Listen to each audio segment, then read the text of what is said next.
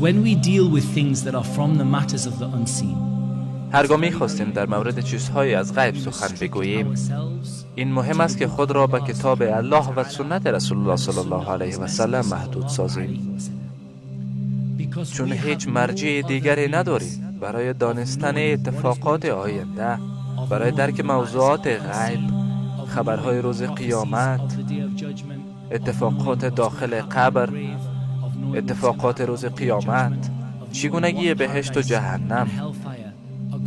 هیچ راه برای درک این موضوعات نداریم جز این که آن را از کتاب الله و سخنان رسولش بگیریم. مسیح الدجال که الله من و شما را از فتنه او در امان داشته باشد، الله متعال در مورد او به ما گفته است و او یکی از موارد غیب است. الله متعال حقایقی که در مورد دجال هست را به واسطه پیامبرش به ما بیان نموده.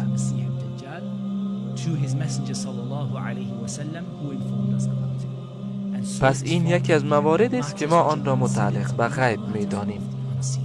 و زمانی که می‌بینیم مردم درباره دجال سخن می‌گویند، بسیاری را می‌بینی که چیزهای را از نزد خود اضافه می‌کنند تا داستان را زیبا جلوه دهند، چون خوشایند به نظر می‌رسد و همه را احساساتی می‌سازد، اما در نهایت هیچ خوبی را در پی ندارد. Dajjal,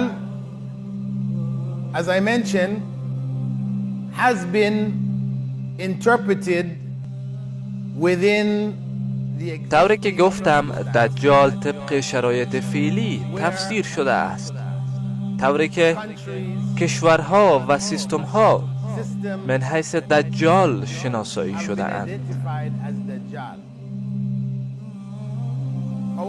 هرچند وقت به سخنان رسول الله صلی الله علیه و سلم راجع به دجال توجه کنیم، برای من مشخص می شود که اکثر چیزهایی را که در یوتیوب راجع به دجال می شنویم و یا می بینیم اشتباه هستند.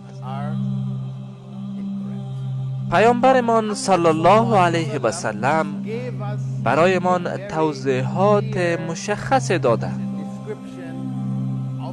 در مورد دجال، در مورد مشکلاتی که جهان متقبل خواهد شد تا مرگ او. تمام داستان را بسیار واضح بیان نموده. The Prophet sallallahu alaihi wasallam said, "O my people, there has been no." رسول الله صلی الله علیه و سلم فرمود: ای امتم، هیچ فتنه در روی زمین نبوده، هیچ مصیبت در روی زمین نبوده از زمانی که الله متعال فرزند آدم را خلق کرده.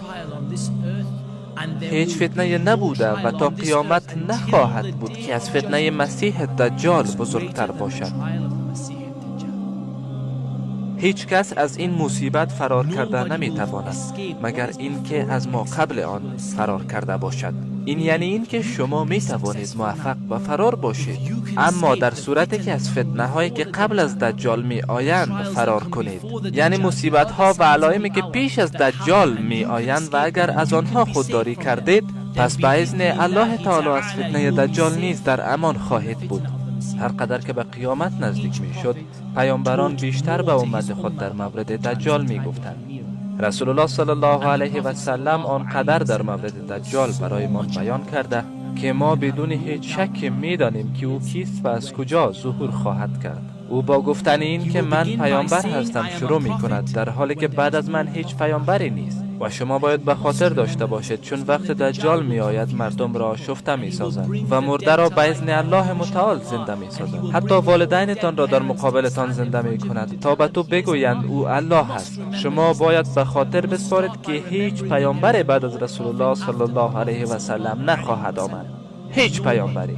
و سپس بار دوم ادعا می کند که من پروردگارتان هستم، اما شما تا نمیرید پروردگارتان را نخواهید دید. و این نکته دوم است که باید به خاطر داشته باشید که شما نمی توانید الله متعال را در این دنیا ببینید. شما الله متعال را وقتی بمیرید خواهید دید و به اذن الله متعال دیدار او تعالی برای شما نعمت خواهد بود، آن هم در جنت فردوس الاعلی. رسول الله صلی الله علیه و سلم فرموده اند که چشم راست دجال کور است. او هم چشم راست دارد و هم چپ. با چشم چپش می‌بیند و چشم راستش کور است. It must not be hidden from you. این نباید از شما پنهان بماند که الله یک چشمی نیست. و این نکته سوم هست. اول، هیچ پیامبر بعد از رسول الله صلی الله علیه و سلم نیست. دوم، شما الله متعال را نخواهید دید تا وقتی که زنده هستید. و سوم، پروردگارتان یک چشمی نیست. و پیامبر صلی الله علیه و سلم این سخن را تا حد تکرار کرد که صحابه فکر کردند که توقف نخواهد داشت. ایشان می‌فرمودند پروردگارتان یک چشمی نیست.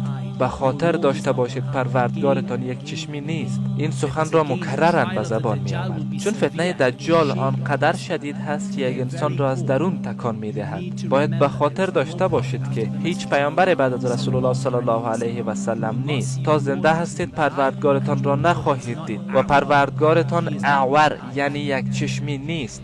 He is a man with curly hair. دجال مردی است با موهای ضخیم و پیچدار. موهای ضخیم و پیچدار. در وسط پیشانیش کافر و یا کفره نوشته شده. بنانیا نوشته شده کف ف را کفره و یا کافر نوشته شده. هر کسی که او را خوش ندارد می تواند آن را بخواند و در روایت دیگر هر مؤمن یعنی مسلمان آن را خوانده می تواند. Every Muslim will read something like this. The Prophet ﷺ also told us رسول الله صلی الله علیه و سلم نیز فرموده قیامت نخواهد آمد تا اینکه 30 تا دجال ظاهر شوند و هر یک ادعای پیامبری خواهد کرد. پس اینها دجال های کوچک هستند. دجال به معنی فریب دهنده. ریشه آن دجله هست یعنی فریب دادن. او فریب دهنده است. اما المسیح دجال فریب دهنده بزرگ و نهایی هست. From his trials, از فتنه های او این است که با خود بهشت و جهنم خواهد داشت. او با خود بهشت و آتش خواهد داشت. تصور کنید کسی بهشت را در مقابل چشمتان بیاورد. او بهشت را در مقابل چشمتان می آورد و نیز آتش جهنم را در مقابل چشمتان می آورد و یا دریای سرد و آتش سوزنده را برایتان می آورد. کوهی از نان و چیز همانند بهشت و آتش دوزخ را با خود دارد. پس بهشت واقعی نیست. هیچ چیز با دجال واقعی نیست. چیزی که با خود می آورد یک تصویر و توهم از بهشت خواهد بود، در حالی که می بینید و فکر می کنید بهشت است و فکر می کنید که این الله است که بهشت را برایتان آورده و نیز جهنم را با خود دارد. اما او پروردگارتان نه، بلکه دجال هست، بزرگترین دروغگویی که الله متعال در روی زمین قرار خواهد داد. بنان رسول الله صلی الله علیه و سلم می فرماید دوزخ او بهشت و بهشتش جهنم است. پس دجال خود سیستم نیست و یا چیز دیگری، بلکه یک انسان است. اما سیستم برای ظهور او کار می کند، چون سیستم توسط شیطان رهبری می شود و دجال محبوب شیطان است. آیا دشمنتان یعنی ابلیس به دنبال چیست؟ چه می خواهد؟ او می خواهد که فتنه را در بین مردم ایجاد کند و چون بزرگترین فتنه در زمان دجال خواهد بود، شیطان کوشش دارد که زمینه ظهور دجال را فراهم کند. در 6 دسامبر سخنان ترامپ جهان را تکان داد. او بیت المقدس را مرکز اسرائیل خواند. معبد ماونت یعنی بیت المقدس در ساحه معابد اول و دوم یهودیان قرار دارد، اما صدها سال مکان مقدس برای مسلمانان بوده. فعلا مسجد الاقصی و مسجد طلایی قبة الصخره در این مکان قرار دارند، اما بعضی از یهودیان می‌خواهند که معبد سوم در اینجا ساخته شود. معبد بزرگ در اسرائیل در حال ساخته است. آیا باور دارید؟ من از شما نپرسیده بودم، اما بله دقیقاً. فعلا برای ساخت آن حمایت وجود دارد. میدانستید اولین کاری که بعد از انتخاب شدن ترامپ صورت گرفت، خاخام‌های اسرائیل به او و پوتین گفتند که نفوذ بین‌المللی خود را برای چی به کار ببرند؟ برای بازسازی معبد. فکر نکنید که این اتفاق نمی‌افتد. من فکر می‌کنم نیروی جنبشی فعلا طرف ما هست و ما به طرف یک نقطه مهم روان هستیم و بعضی از خاخام‌های عرفانی خیلی کنجکاوانه به موضوع توجه دارند. خاخام‌های اسرائیل گفتند پیروزی ترامپ به گونه الهی برای آغاز پروسه مسیحیه یعنی آمدن مسیح صورت گرفت. ترامپ در سال 2012 به اسرائیل رفت و از کاندید شدن به ریاست جمهوری آمریکا صرف نظر کرد. با سران ایالات ملاقات نمود و بیرون آمد. می توانید این را در یوتیوب مشاهده کنید. به یهودیان گفت که به بنیامین نتانیاهو در حزب لیکود رای بدهید که آنها همین کار را کردند. درست؟ این ویدیو ملاقات است بین بنیامین نتانیاهو و خاخام یهودی که در 18 نوامبر 1990 صورت گرفته است. به نتانیاهو دستور داده می شود که آمدن مسیح را سرعت بخشد. موفقیت بسیار، مدت زیادی می شود که ندیدمت. برای آرزوی موفقیت دارم. یک سعادت دوگانه. من برای درخواست کمک و دعای خیر آمدم. در همه امور، سیاسی و شخصی. از ملاقات قبلی من تا حال بعض کارها پیش رفته. چیزی که تا به حال تغییر نکرده این است که مسیح هنوز نیامده. کار کن تا زودتر ظهور کند. میکنیم. طوری که معلوم می شود کافی نیست، چون وقت بسیاری را از دست دادیم ولی هنوز هم مسیح نیامده. بله. پس تا وقت دارید کوشش کنید. درست. اخبار خوب با مسرت و خوشی. بله. میدانی که چیزیدیم ها هر کار را با خوشی انجام میدهند.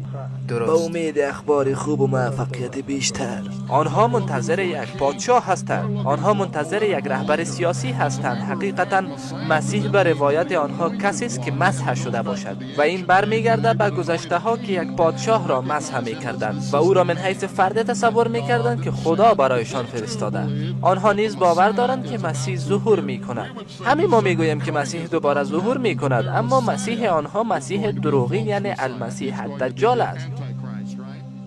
شبکه ایلومیناتی همواره در کوشش است تا همه ابعاد زندگیتان را با اجنده های از قبل تعیین شده کاملا در کنترل درآورد تا شما را آماده به این سازد که دجال را من حیث پروردگارتان قبول کنید، چون وقت دجال می آید ادعای خدایی نیز می کند. می خواهید این اجنده ها را بدانید؟ پس منتظر قسمت های بعدی باشد.